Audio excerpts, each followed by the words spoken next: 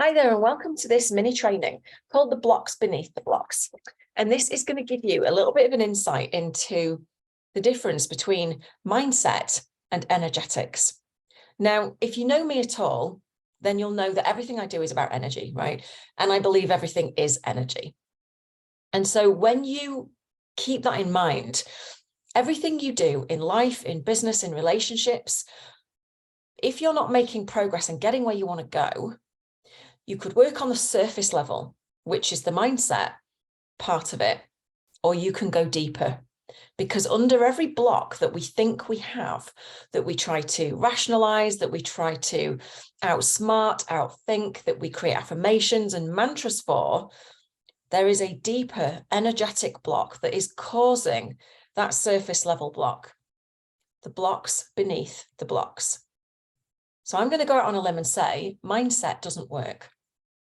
At least not on its own. Bear with me. Because it's touted as the missing link, right? For a lot of business owners. And you'll hear people say, oh, your mindset's not right. You need to apply yourself. You need to implement. Well, all you need to do is create a vision board and say some affirmations and, reframe things and all the rest of it. And there's often this undertone that you haven't done the work. If you're not getting traction, then your mindset is off. Right? And it could not be further from the truth. What I'm here to say today, and take from this what resonates. If it's not something you agree with, I completely respect that. Looking at it from from the angle of everything is energy. The deeper truth is that the blocks that we try to shift with mindset are at the level of the mind. They're cognitive, right? They're cerebral. We think them. We say them to ourselves. A lot of the time, you might experience this as self-talk. Why can't I just get my stuff together? Why is so-and-so better than me? Why didn't I write that email? What's wrong with me? Why can't I make this work? Blah, blah, blah. The problem there is that the mind is governed by whether or not you feel safe in any given moment. Safe to go ahead and do the thing that you say you want to do and haven't done yet, right? Be that person, take steps to lose the weight, ask the person out, whatever it is, whether it's life or business, right?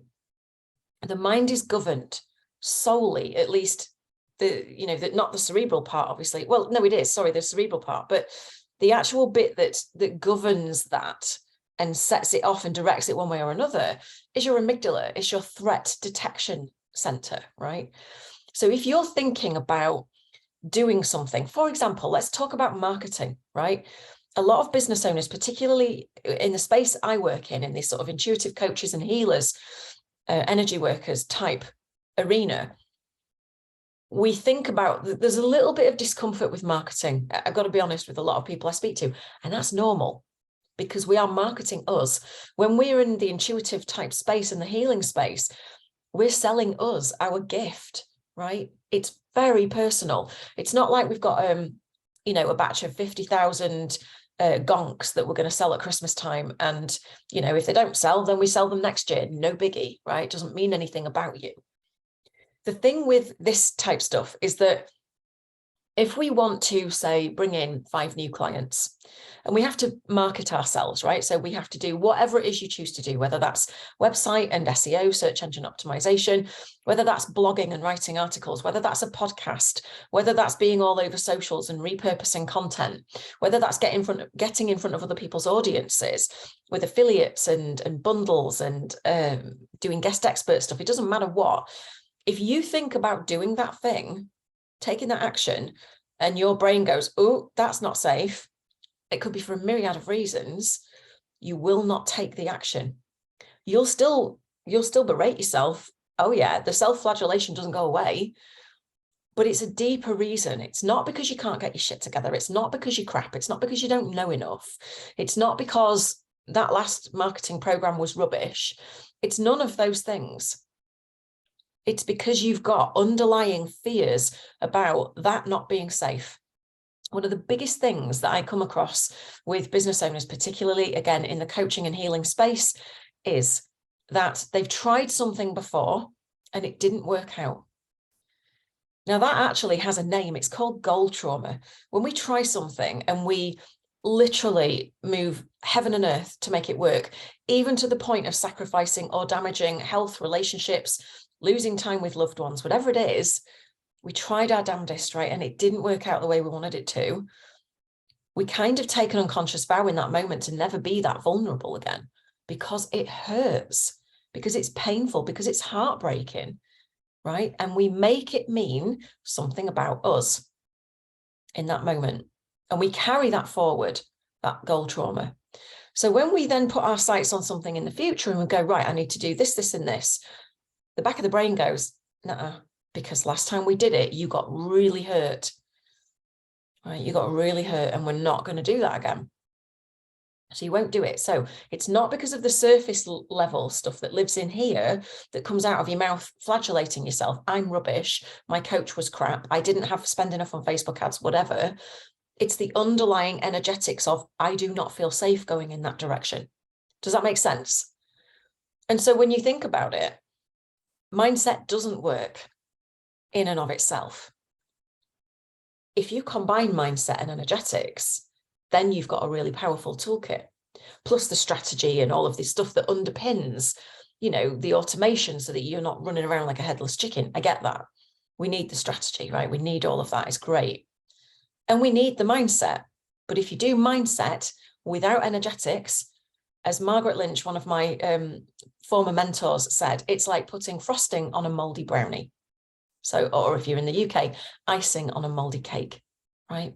It's the same diff. So energy work, or, you know, or working at the energy level is what it means, working at that energetic level, at the blocks beneath the blocks. What's actually under that self-talk? Why are you saying that to yourself? That's the only thing that's going to shift the vice-like grip that all of that has on you. And it's why you can't move forward. If you can't, you might be able to, and that's all good. Or you might find yourself getting stuck in busy work. That's the freeze response. It's the same difference. So you might feel busy. You might be making lists and tinkering with your website and changing your messaging again, right? It's all because you don't feel safe going after it for whatever reason. Last time you pivoted your message, it didn't work, it flopped. With all the love in the world, we're not going to run towards pain, right? So your brain is just trying to keep you safe. But until you get in at the energetic level, you ain't going to get the traction that you want. I promise you that. Ask me how I know, because I spent years wasting my time until I learned this, right? So I'm going to leave you with that. And it's really important that if you don't know what's underneath those blocks, what the, you know, what the energetic piece is, you can ask yourself a really important question. And that question is, if thinking about this thing that I want to do reminded me of something I've done before that didn't work or that went horribly wrong, what would that be? That would pick out your goal trauma, right? And then if you ask yourself the second question, and it's a doozy, and I'm sorry, I know, what am I making this mean about me? Or you can condense that to, this means I'm, right?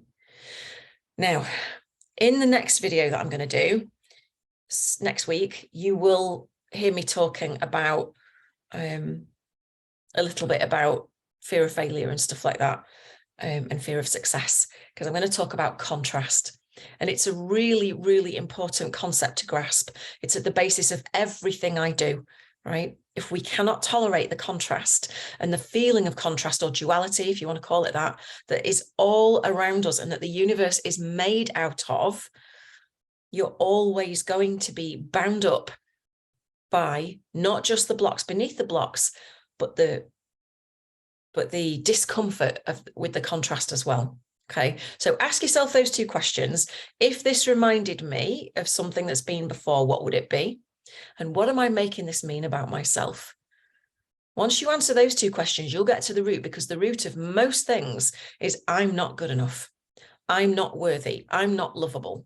There's something fundamentally wrong with me, right? I'm not saying that's the truth, but those are the core wounds, the core beliefs that we develop from childhood, from conditioning, from family patterns that, oh, actually, there's a bonus third question for you. Is this fear or resistance or whatever you pin it down to be, is this even mine? So for example, if you said, yes, this question one, if you said, yes, this reminds me of when I tried to pivot my business 6 months ago and it went horrifically wrong. All right, that's your question. What do I make this mean about me? Well, I've made it mean that I'm crap at everything I do. I'm not good enough. Okay. And the third question is that belief even mine? Because what I discovered last week in my conscious energy, in my energetic expansion method group, was that the anxiety that some of the students were feeling about being able to do it, it wasn't even theirs, right? It was a family thing.